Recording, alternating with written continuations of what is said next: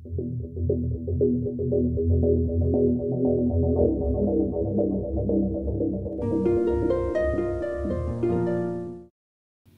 kawan, bagaimana kabarnya hari ini? Semoga semua dalam kondisi sehat ya. Buat semua yang baru bergabung, selamat datang dan selamat menonton. Biar tidak kelamaan, yuk kita langsung saja ke pembahasan kasusnya.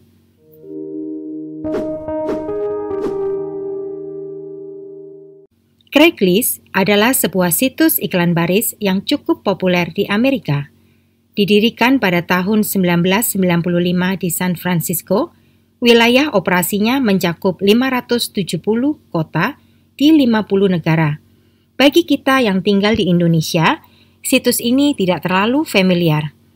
Pasang iklan di Craigslist tidak dipungut biaya alias gratis. Pengguna bisa mengiklankan apa saja, dari aneka barang dagangan, bagi-bagi barang bekas, mencari lowongan kerja, pengumuman garage sale, bahkan beberapa pengguna menawarkan jasa plus-plus secara bebas. Namun, dalam perkembangannya, situs Craigslist sering dimanfaatkan oleh para penjahat untuk mencari mangsa. Ada seorang teman saya yang tinggal di Texas, bahkan pernah nyaris tewas saat menemui calon pembeli mobil bekas yang dijualnya. Teman saya itu juga mengiklankan mobil bekasnya di situs Craigslist. Namun malang bagi teman saya, seorang penjahat menjawab iklannya dan saat bertemu di parkiran sebuah supermarket terkenal, mobil dagangannya malah dibawa lari beserta barang berharga lainnya. Kasus kali ini juga bermula dari situs Craigslist. Pada tahun 2009 di Boston, ada seorang pemuda tampan dengan perawakan yang tinggi bernama Philip Markov. Philip yang saat itu berusia 23 tahun adalah seorang mahasiswa kedokteran tahun kedua dari Universitas Boston. Philip terkenal sangat cerdas dari kecil. Dia selalu mendapat predikat terbaik di sekolah. Bahkan saat menyelesaikan diploma, dia mendapat predikat summa cum laude. Setelah menyelesaikan sertifikat diploma, pria tampan itu langsung diterima di jurusan kedokteran Universitas Boston.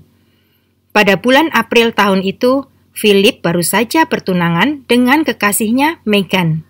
Keduanya bertemu saat sedang bekerja sebagai sukarelawan di sebuah rumah sakit.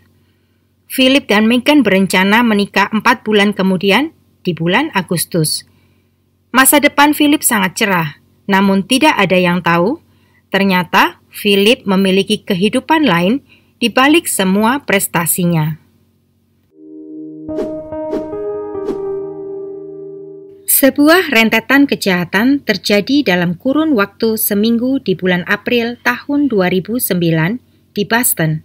Semua berawal dari situs Craigslist dan karena adanya kesamaan modus serta kemiripan latar belakang membuat polisi menduga pelakunya sama. Publik dan media menjuluki pelaku sebagai The Craigslist Killer, namun tidak ada yang tahu identitas sebenarnya.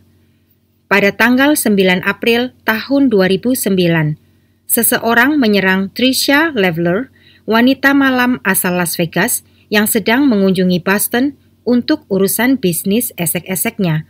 Tricia kemudian mengiklankan jasanya lewat situs Craigslist dengan nama samaran Valerie. Pada malam tanggal 9 April, seorang pria menelpon bermaksud menggunakan jasa Tricia dan membuat janji malam itu. Sekitar pukul 12 lewat, pada dini hari tanggal 10 April, pria itu datang ke hotel tempat Tricia menginap.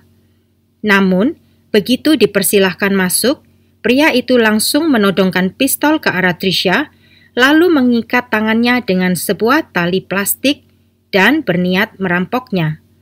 Pria itu kemudian berhasil membawa uang sebesar $800, 2 kartu kredit milik Tricia, dan juga 2 pasang pakaian dalam milik wanita itu.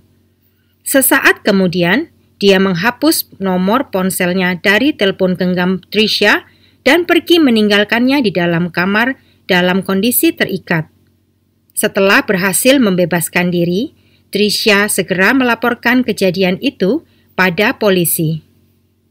Polisi segera memeriksa rekaman kamera CCTV yang tersebar di seluruh area hotel. Mereka menemukan gambar pria sesuai deskripsi yang diberikan Tricia. Pria itu tinggi besar, berwajah cukup tampan.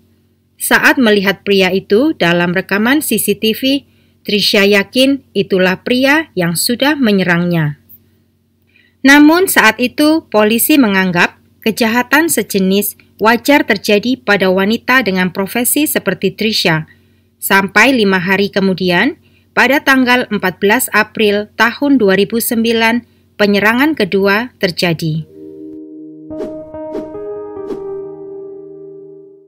Julissa Brisman, seorang model berusia 25 tahun asal kota New York, datang ke Boston untuk melakukan sebuah pemotretan. Sebagai model pendatang baru, profesinya belum mendatangkan cukup uang untuk membiayai kehidupan di New York yang terkenal mahal. Hingga demi menopang hidup, Julissa ternyata menjalankan bisnis sampingan sebagai pemijat plus-plus sambil membangun karir modelingnya. Saat tiba di Boston, Julissa meminta tolong seorang temannya untuk memasang iklan jasa pijatnya di Craigslist.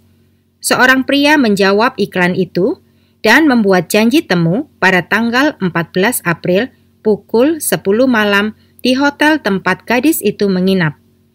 Hotel itu hanya berjarak 2 menit berjalan kaki dari hotel Tricia, korban pertama.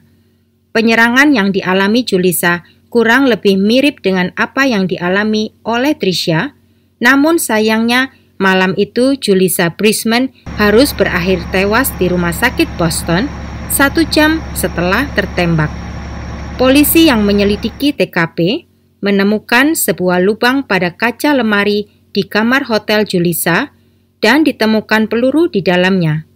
Pada pergelangan tangan Julissa juga ditemukan sebuah tali plastik yang sama dengan tali yang mengikat Tricia. Penyerang itu juga merampok Julissa sebelum akhirnya menembaknya di area pintu karena panik melihat Julissa berencana melarikan diri.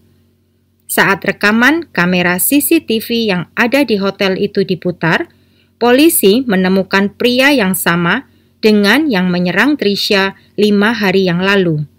Ketika polisi meminta Tricia memastikan apakah pria itu pria yang sama, dengan gemetar karena trauma, Tricia membenarkannya. Dari pengamatan polisi, gerak-gerik pria itu sangat arogan, karena sama sekali tidak berusaha menutupi wajahnya, baik saat melakukan penyerangan maupun saat berkeliaran di area hotel, sehingga wajahnya dengan jelas tertangkap kamera. Meski demikian, pria itu melakukan banyak kesalahan dengan meninggalkan sidik jari di TKP. Keesokan harinya, sebuah petunjuk penting datang dari teman Julissa yang membantunya memasang iklan di Craigslist. Wanita itu menemukan email pria yang membuat janji temu di malam Julissa tertembak. Polisi segera melacak IP address dari email itu, sekaligus melacak nomor ponsel pria yang telah menyerang Tricia. Namun, 2 hari kemudian, pada tanggal 16 April tahun 2009, terjadi penyerangan ketiga di daerah Rhode Island. Kejadian naas itu menimpa Cynthia, seorang penari erotis. Cynthia dan suaminya yang juga manajernya sering menghabiskan waktu di sebuah kasino yang berada di daerah Rhode Island sembari menjajakan jasa tarian erotis secara privat. Suami Cynthia lalu mengiklankan jasa istrinya pada situs Craigslist. Seorang pria kemudian menjawab iklan itu dan membuat janji temu pukul 10 malam tanggal 16 April. Suami Cynthia yang gelisah di lobi hotel menunggu kabar dari istrinya, kemudian berusaha menelpon untuk memastikan semua berjalan lancar. Ketika Cynthia tidak menjawab teleponnya, dia segera lari naik ke kamar untuk memeriksa kondisi istrinya. Saat masuk ke dalam kamar, dia melihat kedua tangan istrinya sudah dalam keadaan terikat tali plastik dan pria itu menodongkan pistol. Melihat suami Cynthia yang tiba-tiba masuk, pria itu pun langsung lari keluar kamar dan berjalan keluar hotel dengan tenang. Saat polisi memeriksa rekaman CCTV, lagi-lagi mereka menemukan pria yang sama seperti pria yang telah menyerang Julissa dan Tricia.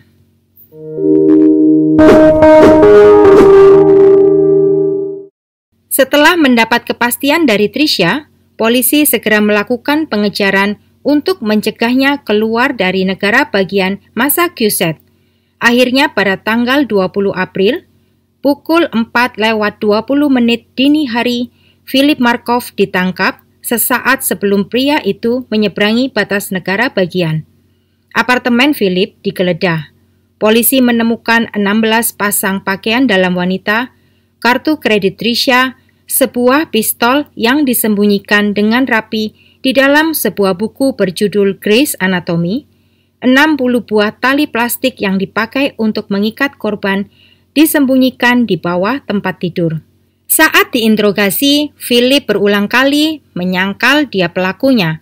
Dia mengaku tidak pernah menggunakan situs Craigslist dan mengatakan tidak mengetahui tentang kejadian penyerangan yang sedang heboh diberitakan karena jarang menonton TV. Meskipun demikian, semua bukti kuat mengarah padanya. Publik sangat terkejut dan tidak percaya bahwa pelakunya adalah Philip Markov, seorang pria muda tampan dengan masa depan dan karir yang cerah, mampu melakukan kejahatan seperti itu. Philip seperti menjalani dua kehidupan yang berbeda. Banyak orang bertanya-tanya apa motif di balik tindakannya. Motif Philip diduga adalah perampokan. Kemungkinan karena Philip terjerat hutang akibat kebiasaannya berjudi. Tewasnya Julissa adalah sebuah kecelakaan.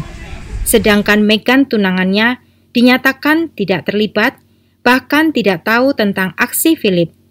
Awalnya, wanita itu sangat mendukung tunangannya dan menuduh kepolisian Boston sembarangan menangkap Philip. Namun pada bulan Juni tahun 2009, sebulan sebelum tanggal pernikahan mereka, Megan membatalkan pertunangan. Pengadilan menuntut Philip dengan kejahatan perampokan, penculikan, dan pembunuhan. Selama dalam tahanan, pria itu mencoba bunuh diri beberapa kali. 3 hari setelah ditangkap, dia mencoba mencekik lehernya sendiri dengan tali sepatu. Kedua kali, dia mencoba bunuh diri sehari setelah Megan membatalkan pertunangan mereka. Dan ketiga kali, dia mencoba bunuh diri tepat pada hari seharusnya pernikahannya dengan Megan dilaksanakan di bulan Agustus. Setahun kemudian, pada tanggal 15 Agustus tahun 2010, hari di mana seharusnya Philip dan Megan merayakan anniversary 1 tahun pernikahan mereka, akhirnya usaha Philip bunuh diri berhasil. Saat itu, Philip menyayat pembuluh darah arteri di pergelangan kakinya dan lehernya. Kemudian, dia menyumpal mulutnya sendiri dengan gulungan tisu dan menutup kepalanya dengan sebuah kantong plastik.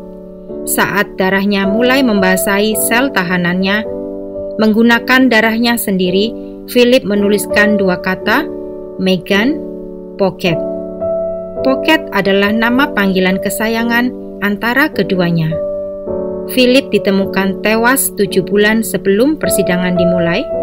Jasadnya tergeletak di lantai selnya yang dingin dengan foto-foto kenangannya bersama Megan berserakan di lantai sel.